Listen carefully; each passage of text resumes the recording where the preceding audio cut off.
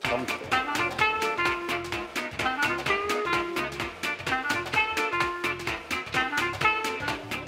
and welcome to another edition of France in Focus. Now, Paris is known for its luxury boutiques and designer brands, but it's also a top location for second-hand shopping. A great place to start is right here at the Marché de Lille, one of the city's oldest markets tucked away in the 12th arrondissement. You'll find books, clothes, trinkets and antiques, and if you shop early enough, you can get a real bargain.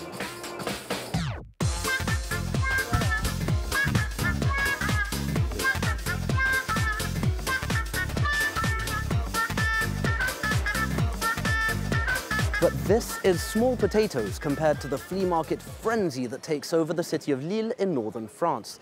Each year during the first weekend of September, 2 million visitors come to what's become Europe's biggest garage sale. And it's not just vintage sweaters and retro furniture, you'll also find some very high-end antiques if you have the budget for it at the Grande Braderie de Lille.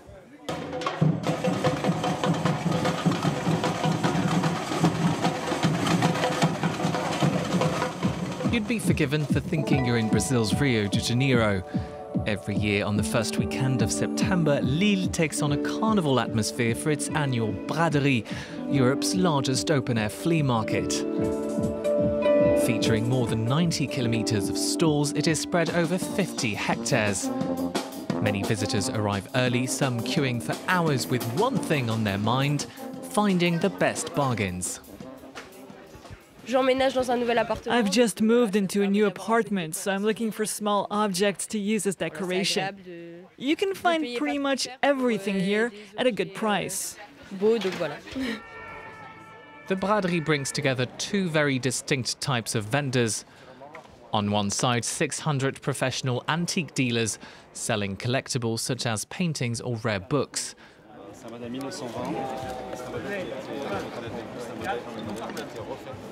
On the other, some 5,500 local residents, many of whom have reserved their spots months in advance. Alain and Dominique are selling old objects they've accumulated over the years. For them, the Braderie is not just about the money. I like the atmosphere. You get to meet a lot of people.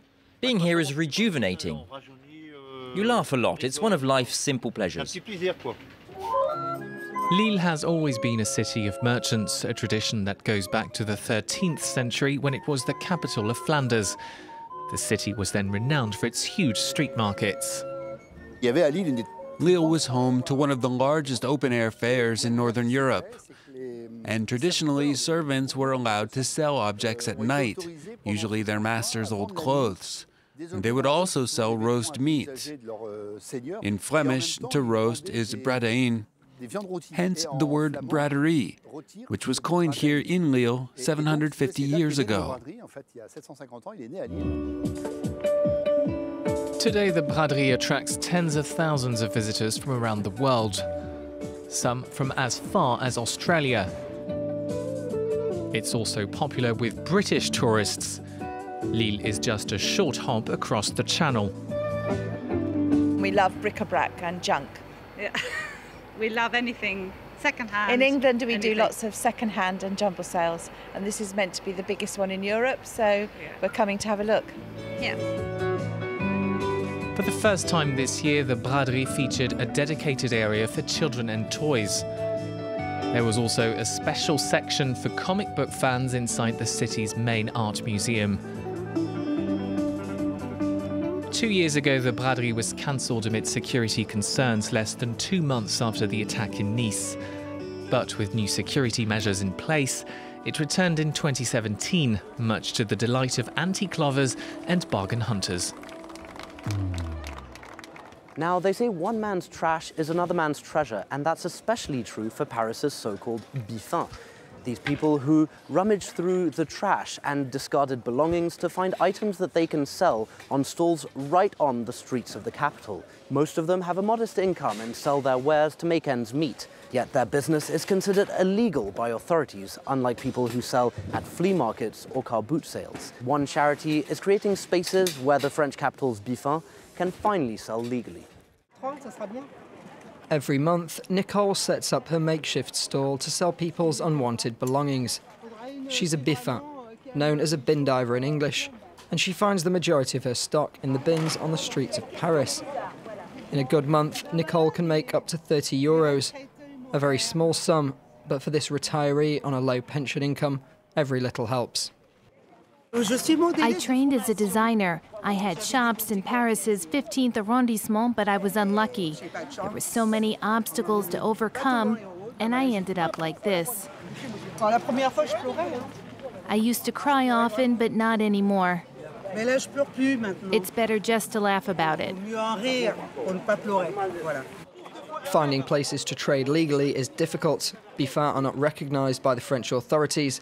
Many receive fines for street trading without a licence and have their goods confiscated. Today, though, Nicole and many others like her have a place where they can trade without this concern, a market organised by the charity Améliore. They are flea market traders. This dynamic, eco-friendly way to make a living is essential in cities for reducing poverty and waste, as well as creating a zero-waste economy and protecting the planet. Most people do it because they and their families need money. It's a job and it should be recognized as one. Every biffin has a different story. Some are retired, some are homeless, and others are just struggling to make ends meet. La biffe, or bin diving, is Abdel's main source of income. I find a lot of stuff in Paris. There's a lot of well-off areas here. I go to those neighborhoods and take what's been thrown out. Even where I live, I manage to find things, especially when people are moving. I take everything I can, clothes, shoes, etc. Even if I sell something for only €1, well, it's still something. Améliore hopes to receive financial support from local Parisian authorities to open up the practice for those who depend on it. While nothing compares to a good old-fashioned garage sale, many people are now turning to the internet to sell their second-hand goods. With nearly 1 million visitors each day, Le Bon Coin, literally the good corner, has become a household name here in France. The website, launched in 2006, lets users post and respond to ads for anything ranging from a pair of shoes to a car or even an apartment. We caught up with CEO Antoine Jouteau at their head office in Paris to find out the secrets behind this second-hand success story. How do you explain this French passion for buying second-hand? I think French people, they realized 10 years ago that they have to protect their planet, but also they realized that they can make a little bit of money because during this last 10 years we had some crises in France, not only in France but in other countries in the world. But in France it was quite tough, quite difficult. So if you can combine some concern about your planet, plus you can make a little bit of money. I think this is a good deal to buy and sell on the internet. So it's why I think Le Bon Coin has emerged during the last 10 years.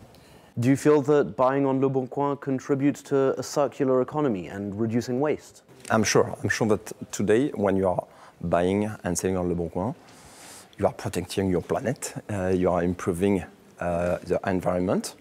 Of course, because most of the objects of Le Bon Coin are reused objects. So when you are doing it, you are not buying a new one. Now, some of our viewers might be more familiar with websites like Craigslist, eBay, or Gumtree. Would you say that these websites inspired Le Bon Coin? I don't think so. I think Le Bon Coin has its own concept. We are a very simple site. And we are pushing in, and we are protecting this very simple way to use Le Bon Coin. No, I think we have our own concept, which is the specificity of Le Bon Coin. So we are covering a wide range of different ways to buy and sell on the internet. We are covering real estate, we are covering cars, we are also covering jobs, which is a specificity of Le Bon Coin. So, but we have our specific style, and we are very proud on it. And so you say, you mentioned the simplicity of the website compared to other sites which seem more complicated. What do you think that simplicity brings to Le Bon Coin? I think this simplicity brings, you feel safe on Le Bon Coin because it's very simple. You click on your area, then you select a category. There is no barrier, there is no limit to use Le Bon Coin. My mom can use it, and I can promise that it can be complicated, but even for her, it's very simple to have access to this website, which is sometimes not the case for other media. There have been sometimes some negative experiences of either fraud or someone showing up and the price is actually different than what was advertised. How do you try to combat this? Well, for us, it's our main concern because quality is very important on Le Bon Coin. So we have a lot of filters and algorithms to protect our users about the content and to check the prices and to check the images, all this stuff. And if we are wrong on it, we have some human verification and our users, they are helping us to clean the website. So we have a lot of different things to protect our users. But the best way to protect is to check and to be aware that you are making a transaction and to have some simple reflex on it. And one final question. What's the last thing you remember buying or selling on Le Bon Coin? Yeah, my last transaction was a table for my son to sell a table and to buy another one.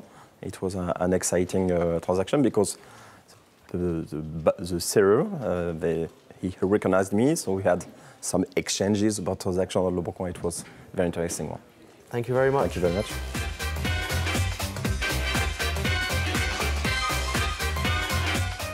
That's our show. Thank you very much for watching. Stay tuned to France 24.